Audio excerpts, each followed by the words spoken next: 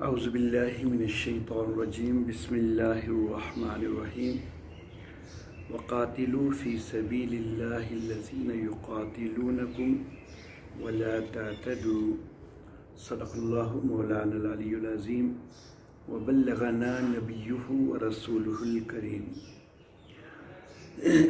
عزیز طلباء اور social media کے سامعین، ہمارا آج کا عنوان اسلام اور دہشت گردی ہے۔ مسلمانوں کے اوپر ایک بہت بڑا الزام خاص طور پر دور حاضر میں لگایا جا رہا ہے کہ مسلمان دہشت گرد ہیں اور معاذ اللہ اسلامی تعلیمات دہشت گردی کی تعلیم دیتی ہیں۔ میں آج اس غلط پروپیگنڈا کے حوالے سے چند گزارشات عرض کرنا چاہوں گا، اور یہ پروپیگنڈا جو ہے وہ انتہائی منظم انداز میں کیا جا رہا ہے۔ اس پروپیگنڈا کی بنیاد جو ہے وہ یہ ہے کہ اسلام جہاد کی تعلیم اور ترغیب دیتا ہے۔ اب ایک طرف ایک تصور ہے جنگ کا، اور دوسری طرف اسلام کا جہاد کا تصور ہے۔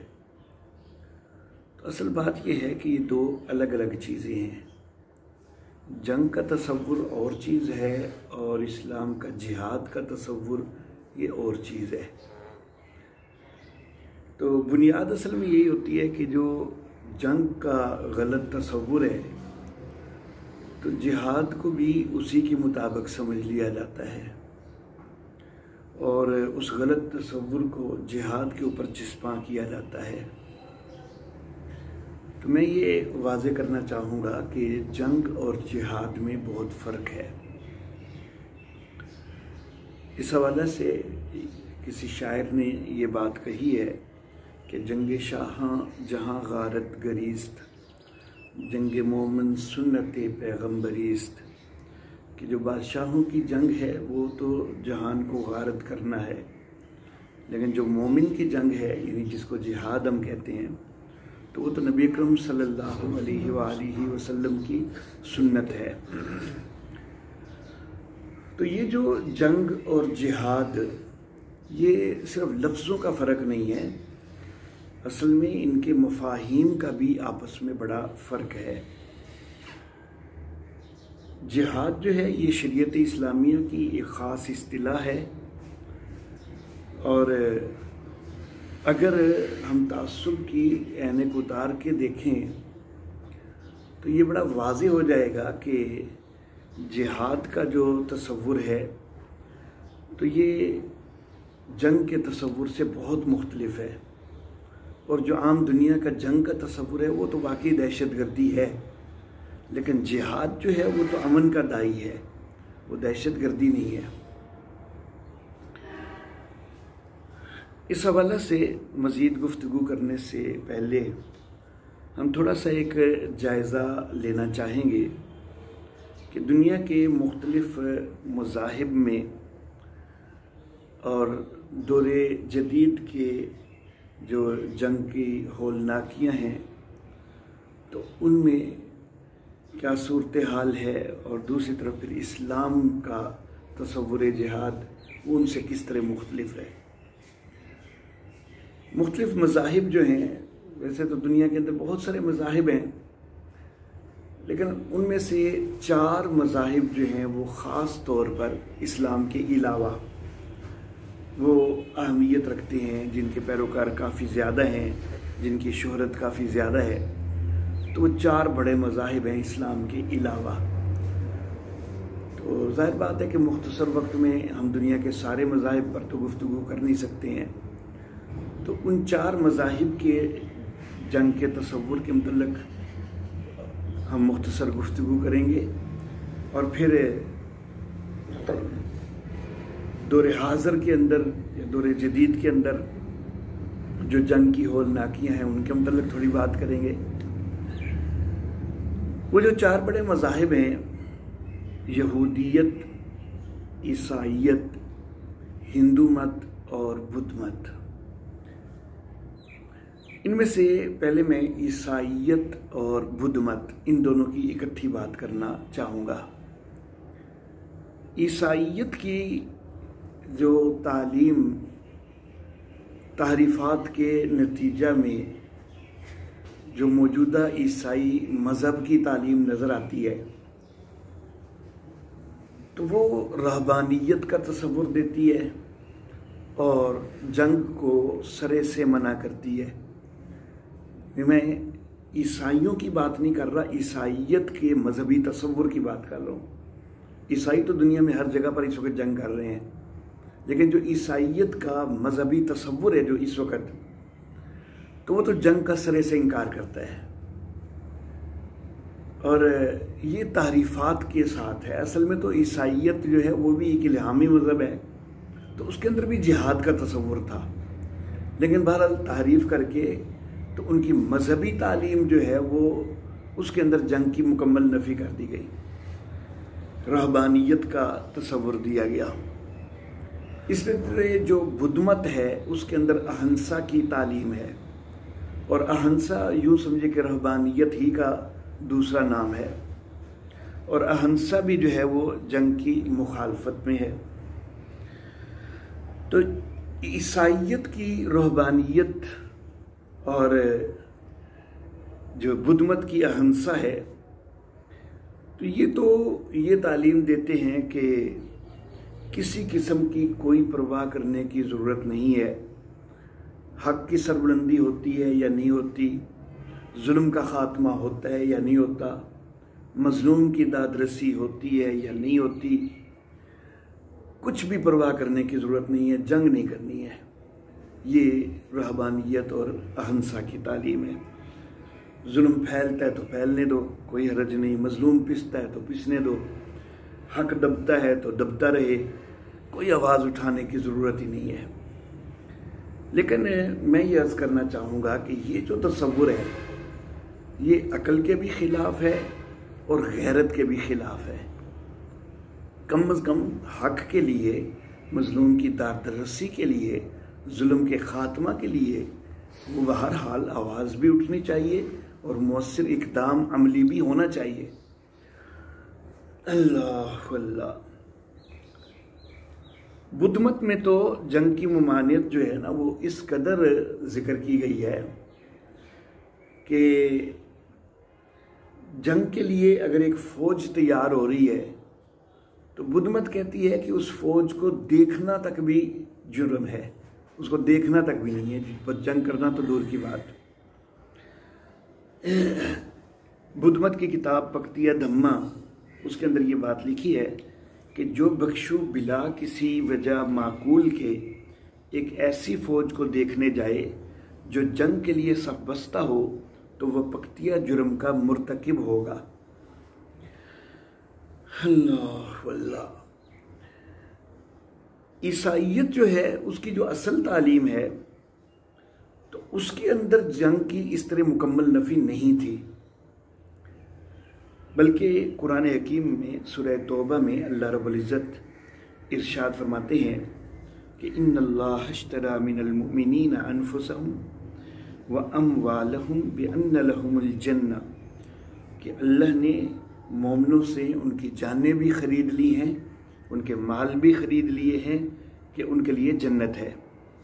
युक़ातिलून फ़ी सबीलिल्लाह, वो अल्लाह की राह में लड़ते हैं, फ़यक़्तुलून व युक़्तलून, पस वो मारते हैं और मारे जाते हैं।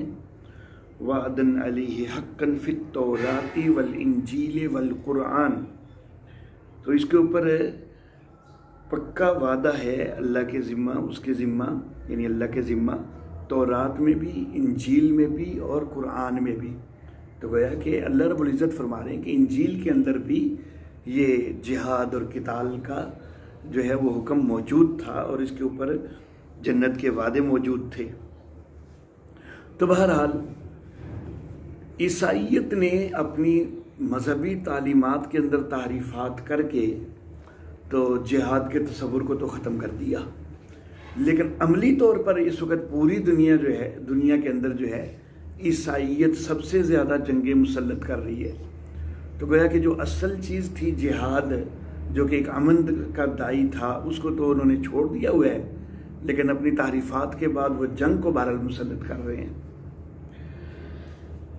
تو یہ بہرحال بدھ مت اور عیسائیت کا معاملہ ہے کہ وہاں پر ان کی مذہبی تعلیم جو دور حاضر میں ملتی ہے تو وہ جنگ کی نفی کرتی ہے، لیکن میں یہ عرض کر چکا کہ یہ عقل کے بھی خلاف ہے، غیرت کے بھی خلاف ہے۔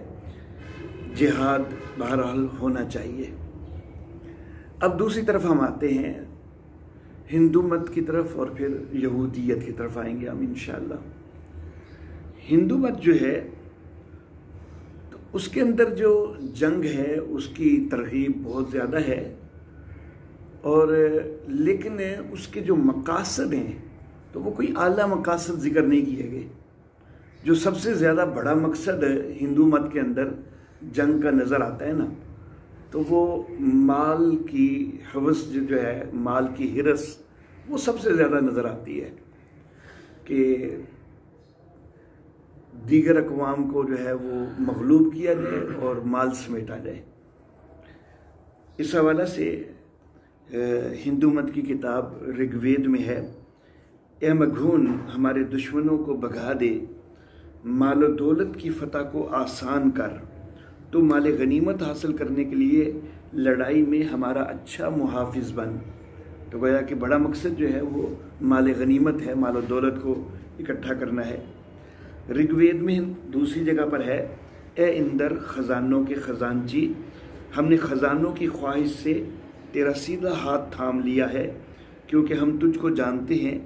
اے بہادر مویشیوں کے مالک، ہم کو زبردست درخشاں زر و مال عطا کر، نامور رشیوں کے ساتھ مضبوط ہو کر ہمارے دشمنوں کو مغلوب کر کے ہمیں زبردست درخشاں مال عطا کر، سچے اندر قلعوں کو مسمار کر کے، دسیوں کو قتل کر کے ہم کو زبردست درخشاں زر و مال عطا کر۔ رگ وید میں ہی ایک اور جگہ پر یہ الفاظ بھی ملتے ہیں کہ اے اندر ہم کو بہادرانہ سطوت عطا کر، آزمودہ کاری اور اس روز افسوں قوت کے ساتھ جو مال غنیمت حاصل کرتی ہے، تیری مدد سے ہم جنگ میں اپنے دشمنوں کو مغلوب کریں، وہ چاہے اپنے ہوں یا پرائے، ہم ہر دشمن پر فتح مند ہوں۔ اے بہادر، ہم تیری مدد سے دونوں قسم کے دشمنوں کو قتل کر کے خوشحال ہوں بڑی دولت کے ساتھ۔ تو یہ جو عبارات ہیں ان میں واضح ہو رہا ہے کہ ہندوؤں کے ہاں جو جنگ کا تصور ہے تو وہ مال کی ہرس اس کا ایک بڑا مقصد ہے۔ ایک دوسرا بڑا مقصد جو ہندوؤں کے ہاں ہمیں نظر آتا ہے وہ بادشاہت اور ملک گیری کی ہوس بھی ہے۔ رگ وید کے اندر ہی ہے کہ مجھ کو اپنے دشمنوں کا قتل کرنے والا با اختیار حکمران مویشیوں کا مالک بنا۔ تو اس میں مویشیوں کے مالک میں پھر وہی دولت والا جو ہے وہ بھی ساتھ آ گیا، اور ساتھ جو ہے وہ با اختیار حکمران کے لفظ سے بادشاہت اور ملک گیری کی ہوس جو ہے وہ بھی سامنے آ رہی ہے۔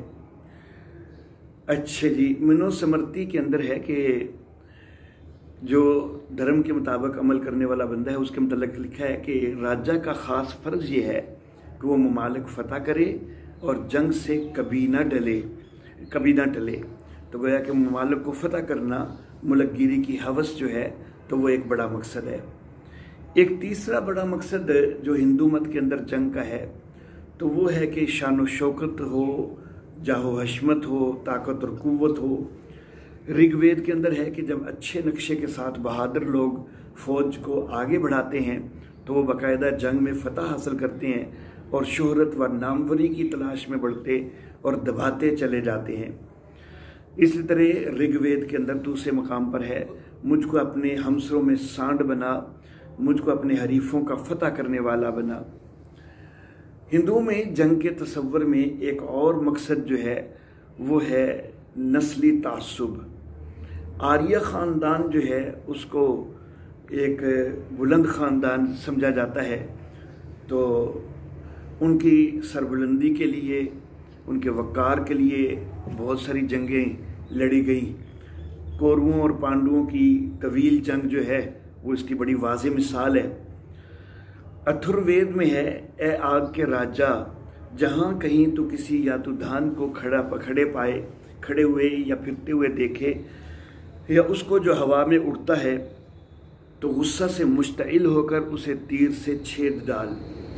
अथर्ववेद में ही दूसरी जगह पर है, उसने दस्युओं को तहस नहस कर दिया और आर्या नस्ल के लोगों को महफूज कर दिया। और हिंदू मत के अंदर एक और चीज़ भी है कि बस ताकत का इस्तेमाल करना है, जिसकी लाठी उसकी भैंस।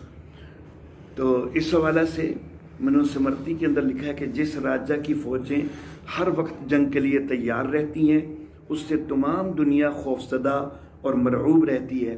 बस ऐसे राजा को अपनी मुस्तैद फ़ौज के साथ तमाम मखलूक़ात को अपने ताबे फरमान बनाने की कोशिश करनी चाहिए। तो ये तो उनके मकासद जो नज़र आते हैं जंग के, वो हैं। दूसरी तरफ जंग के हवाला से उनकी तालीमात जो हैं तो वो इंतहाई बेदर्दी वाली तालीमात हैं। यजुर्वेद में है, ए अफवा, तो इनको पकड़ ले जा, इन पर हमला कर, इनके दिलों को आग पे रख, इन्हें जला दे, इस तरह हमारे दुश्मन हमेशा तारीकी में रहेंगे। अथर्ववेद में है, इंद्र और सूमा, तो खबीस दुश्मन को जला दे, तबाह कर दे, ए देवता आ, जो रंज पे रंज पहुंचाते हैं उन्हें नीचा दिखा, इन अहमकों को नीस्त व नाबूद कर दे, जला डाल, ज़बह कर दे, हमारे पास से दफ़ा कर, और इन बंदे शिकम राक्षसों के टुकड़े टुकड़े कर दे। जंग के दौरान अमलाक वगैरह की तबाही, तो ये भी हिंदू मत के अंदर जो है वो जायज़ है। मनुस्मृति के अंदर है, इसे तालाब, कुएं और खंदकें सबको बर्बाद कर देना चाहिए। वो दिन और रात दुश्मन को खौफजदा और परेशान करता रहे। हिंदू मत के अंदर एक अकीदा तनासुख का भी पाया जाता है, और तनासुख का जो नज़रिया है उनका, तो उससे जो है वो मकसूद उनका ये है कि जिस्म जो है वो उसके ऊपर मौत आती है, वो हलाक होता है, लेकिन रूह फिर दोबारा किसी और जिस्म में एक नए जन्म में आ जाती है। तो इस तरह मुसलसल जन्मों का चक्कर जो है, जूनी चक्कर भी इसको कहते हैं, तो ये मुसलसल चलता रहता है। तो इसको तनासुख का नज़रिया कहा जाता है। तो चूँकि तनासुख का नज़रिया ये कहता है कि रूह ने तो मरना ही नहीं है और जो है वो दोबारा से ज़िंदगी ही मिल जानी है, तो फिर पहली ज़िंदगी को ख़त्म करना उसमें कोई इतनी बड़ी कबाहत वाली बात नहीं है। तो गया कि वो इस तसव्वुर की वजह से कि ये मौत दे देना किसी को कोई ख़ास चीज़ नहीं है, नॉर्मल सी चीज़ है, तो इस तसव्वुर की वजह से भी वो जो है जंग के अंदर जो है वो दूसरों को हलाक करना, तो उसमें कोई इतना हरज नहीं समझते। गीता कहती है कि इस आत्मा को इस तरह का समझकर इसके लिए अफसोस करना तुझे मुनासिब नहीं है।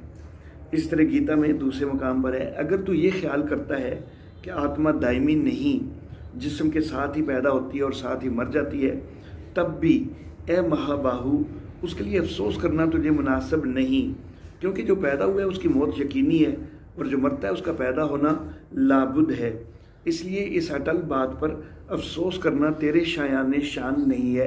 यानी जितने मर्जी बंदे कत्ल करते जाओ, इसके ऊपर कोई अफसोस करने की ज़रूरत ही नहीं है, उन्होंने दोबारा जो है वो जन्म ले लेना है। तो बहरहाल हिंदू मत के हवाला से हमने गुफ्तगू की है कि उनके अंदर पहली बात तो ये है कि जंग के मकासद भी कोई ख़ास आला नहीं है, कोई बड़े बेहतरीन मकासद नहीं है, और जो जंग की अक़दार हैं, जो जंग की रवायात हैं, तो वो भी कोई अच्छी नहीं है, बल्कि बेदर्दी वाली और कत्लो गारतगरी वाली हैं। अब हम आते हैं यहूदियत की तरफ।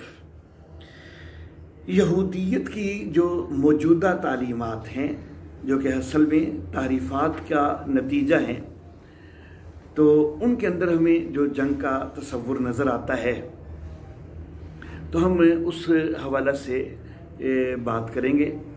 यहूदियत के अंदर जो जंग का तसव्वुर है वो कुछ तकसीमात का शिकार है।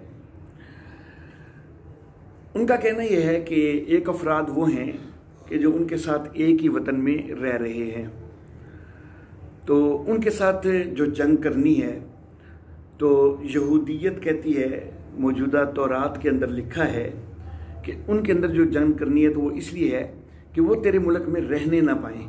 तो गया कि यहूदियत बर्दाश्त नहीं करती है कि उनके मुल्क में, उनके वतन में कोई भी और रहे। तो वो इस्लाम जो है वो तो जिजिया जो है वसूल करके गैर मुस्लिमों को बाकायदा हुकूक देकर उनको अपने मुल्क में रहने की इजाज़त देता है, लेकिन यहूदियत ऐसी इजाज़त नहीं देती है। अल्लाह अल्लाह। और मैं ये बार बार वाज़े कर रहा हूँ कि ये असल में तारीफ़ात का नतीजा है, नहीं तो जो यहूदियत की असल तालीम थी वो तो इल्हामी तालीम थी, तो वो उसके अंदर ये खराफात इस तरह की नहीं होती हैं। अच्छा जी, तो एक तो वो लोग हैं जो उनके मुल्क में रह रहे हैं, तो उनसे वो कहते हैं कि जंग इसलिए करनी है कि वो हमारे मुल्क में उनका ख़ात्मा हो जाए। अब बाकी जो उनके मुल्क में नहीं रह रहे, तो उनके ऊपर जो चढ़ाई करनी है, तो उसके अंदर मुल्कगिरी की हवस जो है वो नज़र आती है। मुल्क किनान का तज़किरा करते हुए तौरात कहती है, गिनती के अंदर ये बात मौजूद है, तौरात की किताब गिनती, और तुम इस मुल्क पर कब्ज़ा करके उसमें बसना, क्योंकि मैंने वो मुल्क तुमको दिया है कि तुम उसके मालिक बनो, और तुम कुर्रा डालकर उस मुल्क को अपने घरानों में मीरास के तौर पर बांट लेना। अच्छा जी, एक और मकसद जंग का जो है यहूदियत के यहाँ, वो नस्ली तासुब नज़र आता है। मौजूदा तौरात में इस्तिस्ना के अंदर ये इबारत मौजूद है, बल्कि तुम उनको यानी हित्ती और उमूरी और किनानी और फ्रिजी और हवी और यबूसी कौमों को जैसा खुदावन तेरे खुदा ने तुझको हुक्म दिया है बिल्कुल नीस्त कर देना। तो गोया कि एक बहुत बड़ा नस्ली तासुब है कि बनी इसराइल के अलावा जो बाकी अक़वाम हैं उनको बिल्कुल तबाह बर्बाद कर दो, ख़त्म कर दो। अल्लाह अल्लाह। फिर जिन ममालिक के ऊपर यहूदियत चढ़ाई करके हमले करने की तरगीब देती है, वहाँ पर भी फिर यहूदियत के यहाँ एक तकसीम नज़र आती है। वो तकसीम ये है कि उनके ख़्याल के मुताबिक कुछ इलाके ऐसे हैं कि जो उनको मीरास में दिए गए हैं, और कुछ इलाके वो हैं कि जो उनको मीरास में नहीं दिए गए। तो दोनों किस्म के इलाकों के लिए यहूदियत के अंदर अहकाम मुख्तलिफ नज़र आते हैं। मौजूदा तौरात के अंदर जो इस्तिस्ना की किताब है उसके अंदर ये फ़र्क जो है वो हमें इस तरह नज़र आता है, और जब खुदावन तेरा खुदा उसे तेरे कब्ज़े में कर दे तो वहाँ के हर फर्द को तलवार से कत्ल कर डालना, लेकिन औरतों और बच्चों और चुपायों और उस शहर के सब माल और लूट को अपने लिए रख लेना, और तू अपने दुश्मनों की इस लूट को जो खुदावन तेरे खुदा ने तुझको दी हो खाना। उन सब शहरों का यही हाल करना जो तुझसे बहुत दूर हैं और उन कौमों के शहर नहीं हैं, पर उन कौमों के शहरों में जो खुदावन तेरा खुदा मीरास के तौर पर तुझे देता है, किसी जी नफ्स को जीता न बचा रखना। तो गया कि दो किस्म के शहर हैं, एक वो कि जो मीरास वाले हैं और एक है कि जो मीरास वाले नहीं। तो जो मीरास वाले नहीं, तो वहाँ पर हमले करो, तो वहाँ पर भी जो है वो हर फर्द को तलवार से कत्ल कर डालो, औरतों और बाल बच्चों वगैरह को जो है वो कैदी वगैरह बना लो और सारा सामान वगैरह लूट लो। और जो मीरास वाले इलाके हैं तो वहाँ के मतलब तो कह दिया कि वहाँ किसी भी जी नफ्स को ज़िंदा छोड़ना ही नहीं है। अल्लाह अल्लाह। मीरास के इलाके जो वो करार देते हैं उनके मतलब तौरात की किताब गिनती, उसके अंदर बड़े सख्त अहकाम, इसलिए इन बच्चों में जितने लड़के हैं सबको मार डालो, और जितनी औरतें मर्द का मुंह देख चुकी हैं उनको कत्ल कर डालो। लेकिन उन लड़कियों को जो मर्द से वाकिफ़ नहीं और अछूती हैं अपने लिए ज़िंदा रखो।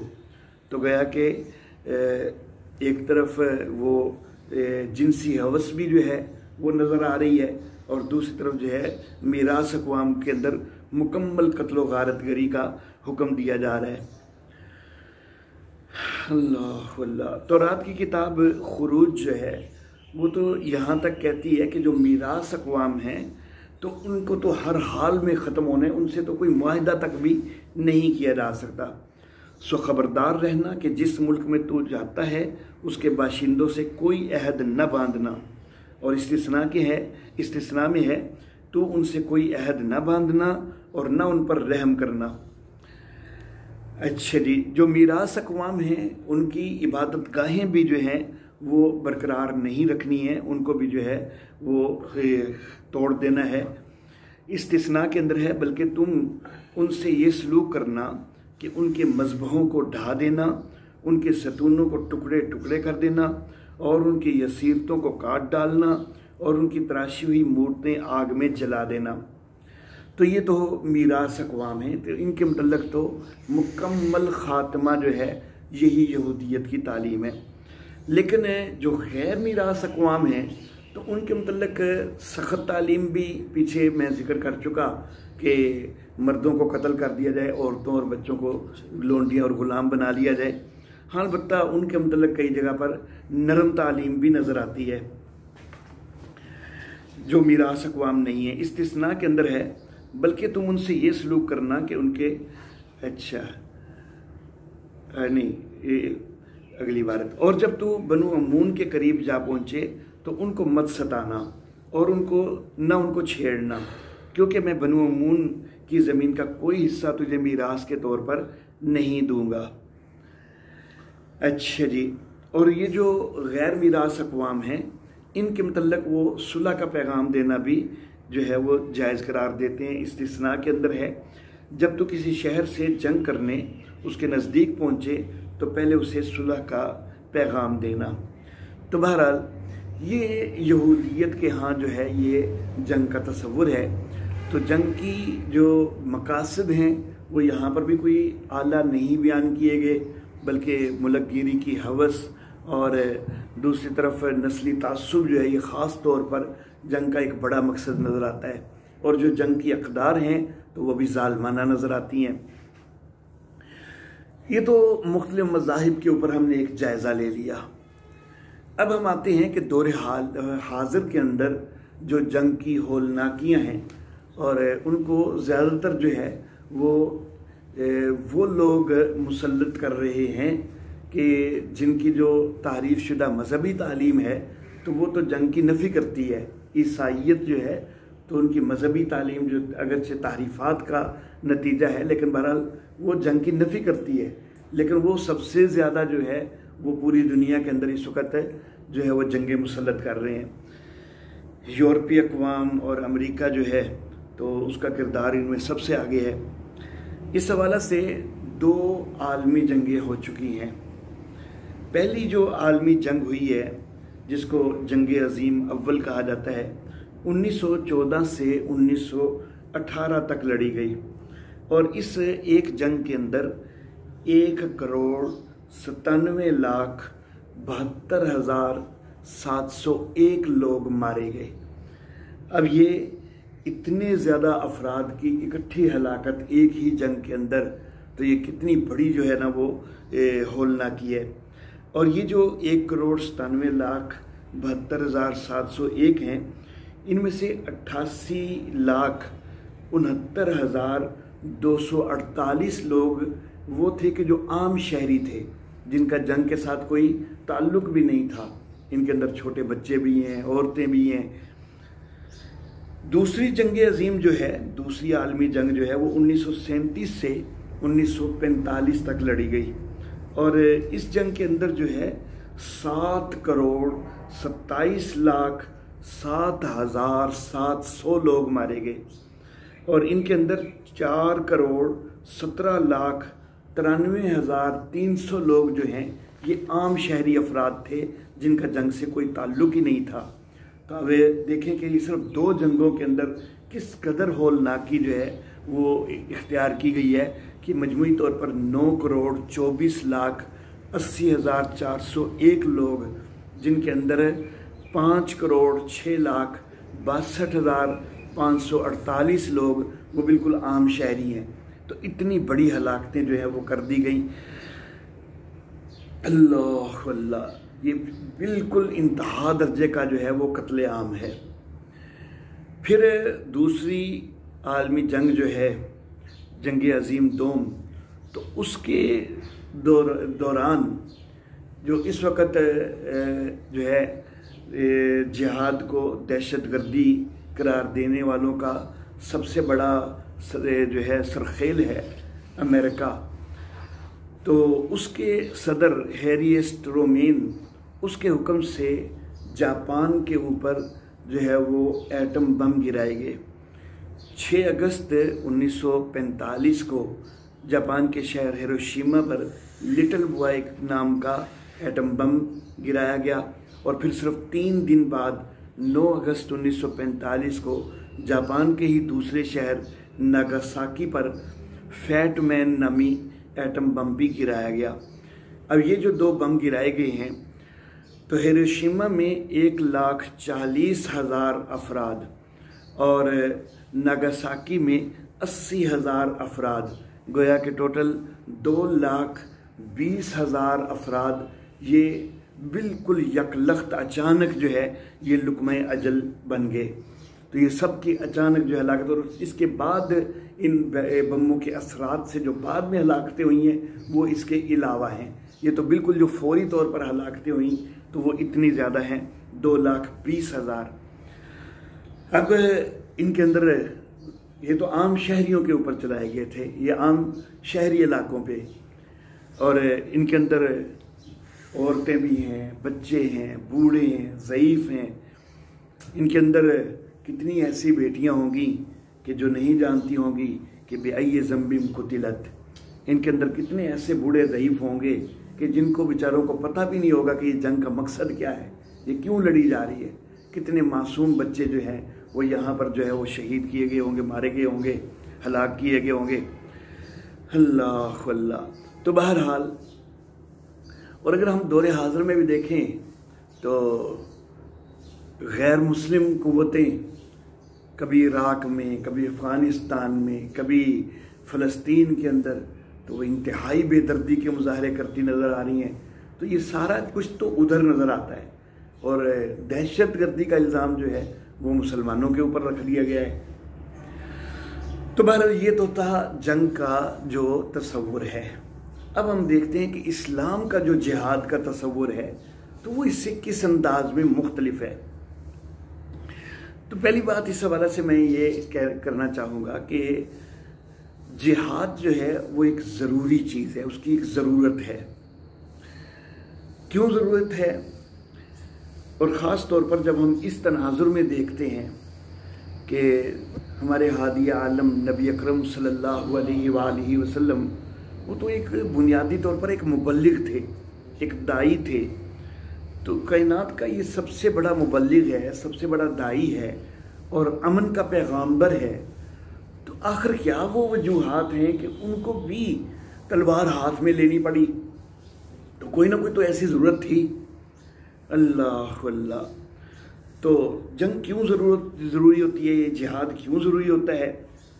तो हम ये अर्ज़ करना चाहेंगे कि जब जुल्म हद से बढ़ने लग जाए, जब बातिल हक के मुकाबला में उतर आए, जब अहले हक को घरों से बेदखल कर दिया जाए, बेघर कर दिया जाए, जब साजिशें आम होने लग जाएं, जब दुश्मन ललकारने लग जाएं, जब नरमियों से दुश्मन शेर होने लग जाएं, जब कुफर अपने पंजे फैलाना शुरू कर दे, तो ऐसे हालात में बहरहाल जिहाद नागज़ीर हो जाता है, फिर जंग करनी पड़ती है। तो रहमत कायनात सल्लल्लाहु अलैहि वसल्लम आप अगरचे अमन व आशती के जो है वो अलमबरदार हैं और पैगाम्बर हैं, लेकिन आपकी सारी नरमी और आपके सारे हुस्न सलूक के बावजूद दूसरी तरफ ये हालात जो पेश आए तो इनकी वजह से आपको तलवार भी हाथ में लेना पड़ी।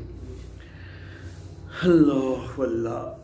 क्योंकि रहमत कायनात सल्लल्लाहु अलैहि वालैहि वसल्लम अगरचे अमन और सुलह के पैगाम्बर थे, लेकिन बहरहाल आपकी तालीम वो बुद्ध मत की रहबानियत या अहंसा या ईसाइयत की रहबानियत की तरह वो गैर फितरी तालीम भी तो नहीं हो सकती थी। वो तो कहते हैं कि जुल्म होता है तो होता रहे, कुफर छा रहा है तो छाता रहे, इफ़्फ़त व अस्मत के आप गीने चूर हो रहे हैं तो होते रहें, हमें बस अपनी हंसा में, अपनी बुद्ध मत में, अपनी रहबानियत में मस्त रहने दो। तो लेकिन इस्लाम ऐसी गैर फितरी तालीम नहीं देता। जब जुल्म हो तो फिर जुल्म के ख़िलाफ़ आवाज़ भी होगी और जुल्म के ख़िलाफ़ इक़दाम भी होगा। अल्लाह अल्लाह। तो जंग के लिए इस्लामी जो तसव्वुर जंग है, जहाँ पर जिहाद ज़रूरी हो जाता है, तो उसमें सबसे पहला मकसद तो ये है कि जब जुल्म और कुफ्र बढ़ रहा हो तो फिर आवाज़ उठाने और इक़दाम करने की ज़रूरत होती है। और दूसरी बड़ी चीज़ जो है वो ये है कि ग़लबा इस्लाम जो है तो उसके लिए भी जिहाद ज़रूरी है। ये ज़मीन जो है ये अल्लाह रब्बुल इज़्ज़त की सरज़मीन है और हम सब अल्लाह की मखलूक हैं। तो ये सारी कायनात का बनाने वाला अल्लाह रब्बुल इज़्ज़त है। तो क्या इस कायनात के अंदर अल्लाह का निज़ाम नाफिज नहीं होना चाहिए? हमारा जो वजूद है, हम अपने वजूद पर अल्लाह ही का निज़ाम नाफिज करना चाहते हैं और करते हैं, अल्हम्दुलिल्लाह इसकी हर मुमकिन कोशिश करते हैं। लेकिन बहैसियत मुसलमान हम खुद अपने वजूद पर तो इसको नाफिज करने के पाबंद हैं, लेकिन हम गैर मुस्लिमों को इस पर मजबूर नहीं कर सकते कि वो अपने वजूद पर इस्लाम को नाफिज करें। यानी उनको ज़बरदस्ती इस्लाम में नहीं ला सकते। जैसा कि मैं गुज़श्ता बयान में जिक्र कर चुका कि किसी को भी ज़बरदस्ती मुसलमान नहीं बनाया जा सकता। तो अपने वजूद की जहाँ तक बात है, जिस वजूद जो है ना इंसानी वजूद, उसको आलम असगर कहते हैं। तो जहाँ तक आलम असगर की बात है तो वहाँ पर अपने वजूद के ऊपर तो हम पाबंद हैं कि हम ये जो है वो अल्लाह के दीन को नाफिज करें, लेकिन गैर मुस्लिमों के वजूद के ऊपर हम उनको मजबूर नहीं कर सकते हैं कि हम उनको भी कहें कि तुम भी अपने वजूद के ऊपर जो है वो अल्लाह के दीन को जो है वो नाफिज करो। उसको हम तरगीब तो दे सकते हैं, तालीम दे सकते हैं, उनको तवज्जो दिला सकते हैं, उनको इसकी तरफ बुला सकते हैं, लेकिन उनको इस पर मजबूर नहीं कर सकते। तो ये तो बात है अपने आलम असगर की, अपने वजूद की। लेकिन जो आलम अकबर है, तो आलम अकबर में जिस वक़्त बातिल कुव्वतें, जिस वक़्त बातिल अदियान, जिस वक़्त बातिल तहजीबें, बातिल मुआशरतें वो अपने आप को सबसे ऊंचा रखने की कोशिशें करती हैं और वो अपना निज़ाम हर तरफ राइज करने की कोशिशें करती हैं, तो जिस रब की ये कायनात है तो उसका निज़ाम क्यों ना नाफिज किया जाए, उसके लिए क्यों ना कोशिशें की जाएं। तो इसलिए जंग जो है वो जिहाद जो है वो ज़रूरी है और वो दो बड़े मकासद के लिए ज़रूरी है। एक जुल्म के ख़ात्मा के लिए, मज़लूम की दादरसी के लिए, और दूसरा ग़लबा इस्लाम के लिए। अल्लाह अल्लाह।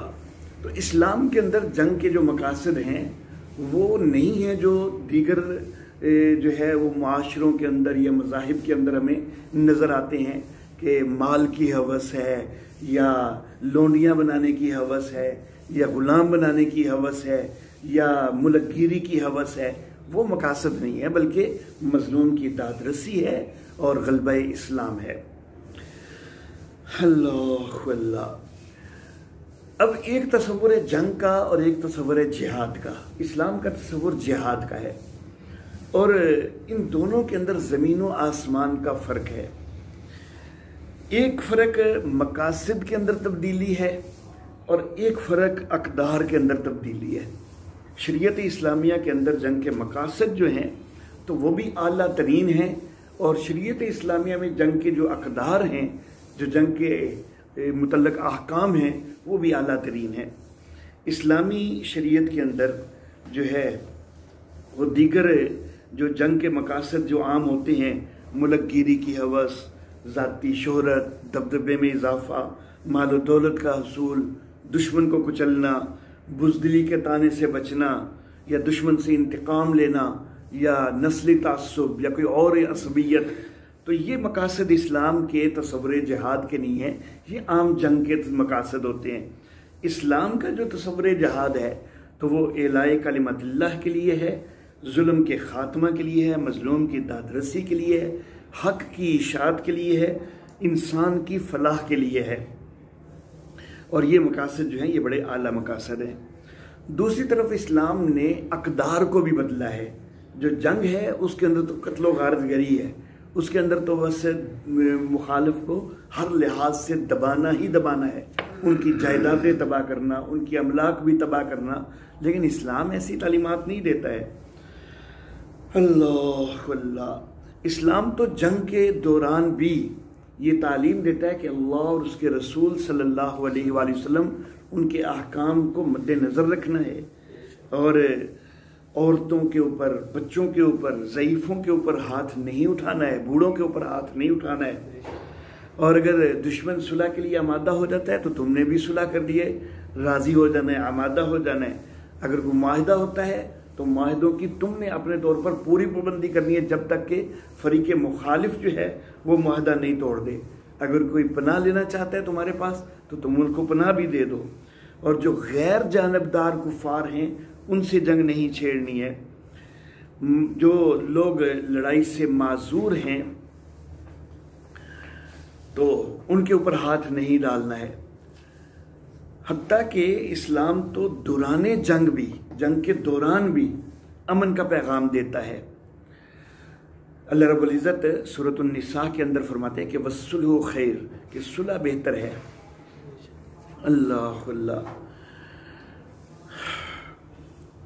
عام حالات کے اندر بھی صلح بہتر ہے، اور شریعت اسلامیہ تو یہ بھی کہتی ہے کہ اگر جنگ کے دوران بھی جو ہے وہ دشمن جو ہے وہ صلح کے لیے جھک جاتا ہے تو پھر تم بھی جو ہے وہ اللہ پر بھروسہ رکھتے ہوئے صلح کے لیے جھک جاؤ۔ سورۃ الانفال میں ہے، اللہ رب العزت فرماتے ہیں وَإِن جَنَحُوا لِلسَّلْمِ فَاجْنَحْ لَهَا وَتَوَكَّلْ عَلَى اللَّهِ، اگر وہ صلح کے لیے جھک جائیں تو پھر تو بھی جھک جا اور اللہ پر بھروسہ رکھ۔ اللہ اللہ، شریعت اسلامیہ میں دشمنان اسلام کے خلاف جہاد کی اجازت تو دی گئی، ان سے لڑنے کا حکم دیا گیا، لیکن ساتھ یہ تعلیم بھی دی گئی کہ اس معاملہ میں بھی حد سے نہیں بڑھنا۔ میں نے شروع میں جو ہے وہ آیت مبارکہ تلاوت کی تھی سورۃ البقرہ کے اندر، اللہ رب العزت فرماتے ہیں وَقَاتِلُوا فِي سَبِيلِ اللَّهِ الَّذِينَ يُقَاتِلُونَكُمْ، تم بھی اللہ کی راہ میں لڑو ان سے کہ جو تم سے لڑتے ہیں، لیکن ساتھ ہی کیا تعلیم دی ہے؟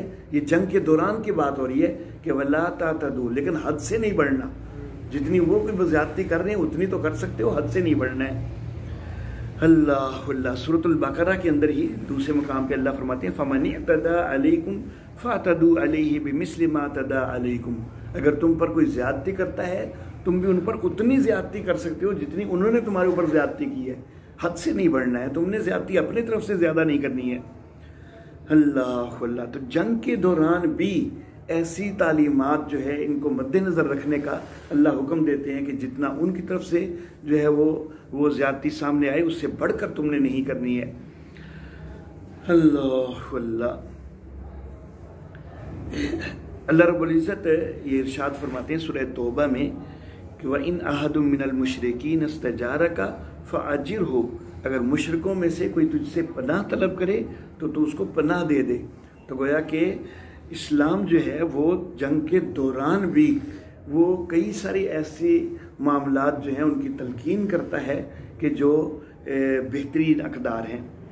اب پھر ایک سوال یہاں پر جو ہے وہ یہ پیدا ہوتا ہے کہ بھائی آپ بڑا یہ کہہ رہے ہو کہ جہاد جو ہے وہ امن کا دائی ہے، یہ ہے وہ ہے، لیکن ہم دکھاتے ہیں کہ تمہارے قرآن میں تو یہ دشمن کی زبان سے میں کر رہا ہوں کہ وہ یہ اس طرح اعتراض کرتے ہیں کہ تمہارے قرآن میں تو بڑے شدید حکم دیے گئے ہیں، بڑے ہولناک حکم دیے گئے ہیں، تم کدھر سے دفاع کر رہے ہو اپنے اسلام کا؟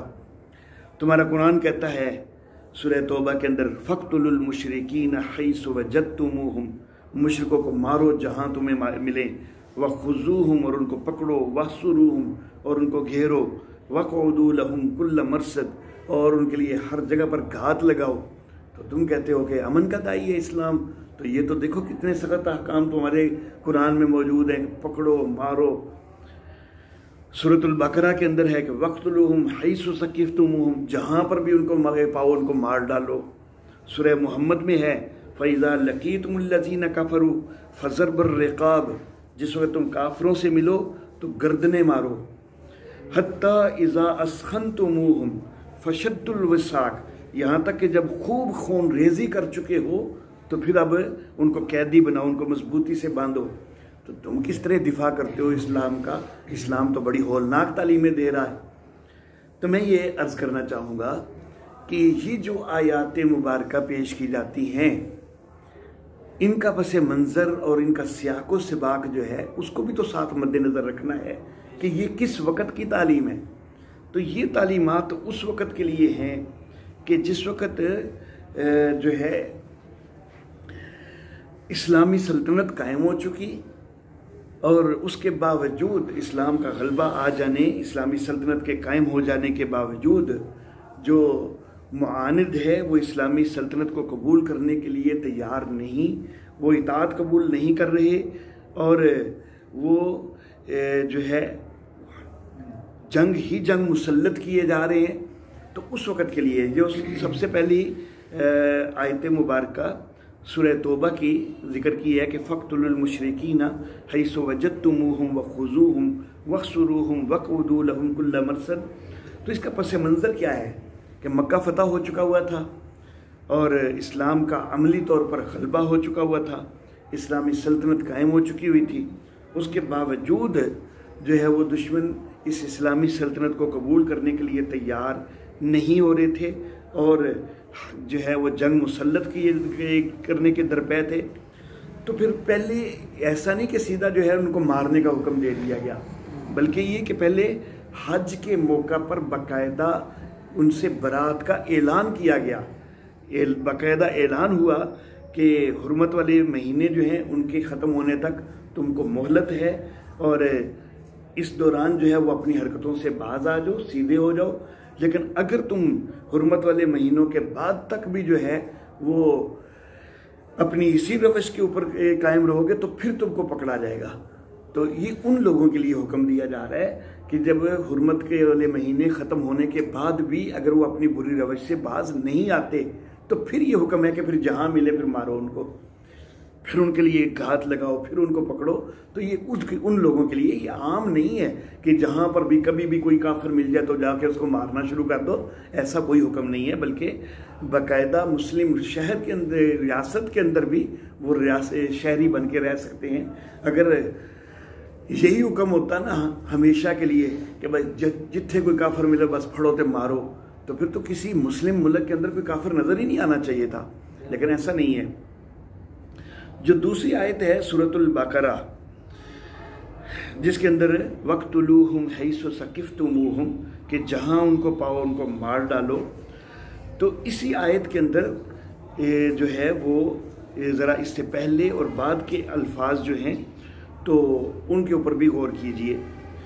اسی آیت میں ابتدا یوں ہوتی ہے، اسی آیت سے پہلی آیت جو ہے اس کے اندر یوں ہے، اللہ فرماتا وَقَاتِلُوا فِي سَبِيلِ اللَّهِ الَّذِينَ يُقَاتِلُونَكُمْ، لڑو ان لوگوں سے اللہ کی راہ میں جو تم سے لڑ رہے ہیں. تو گویا کہ یہ جنگ کی حالت کا حکم ہے کہ جس وقت وہ لڑ رہے ہیں، اور پھر ساتھ اس میں کیا کہا گیا وَلَا تَعْتَدُوا، لیکن زیادتی نہیں کرنی. یہ حیث و ثقفتموہم سے پہلے کہہ دیا گیا کہ دیکھنا زیادتی نہیں کرنی. ان اللہ لا يحب المعتدین، یہ مزید تاکید کر دی گئی. اللہ حد سے بڑھنے والوں کو، زیادتی کرنے والوں کو اللہ پسند نہیں کرتے ہیں. تو یہ تعلیم پہلے دی گئی ہے، حالانکہ جنگ کے دوران کا وقت ہے، وہ تمہارے مقابلے میں آئے ہوئے ہیں، لیکن اس کے باوجود جو ہے وہ یہ کہا گیا کہ تم نے زیادتی نہیں کرنی، تم نے حد سے نہیں بڑھنا.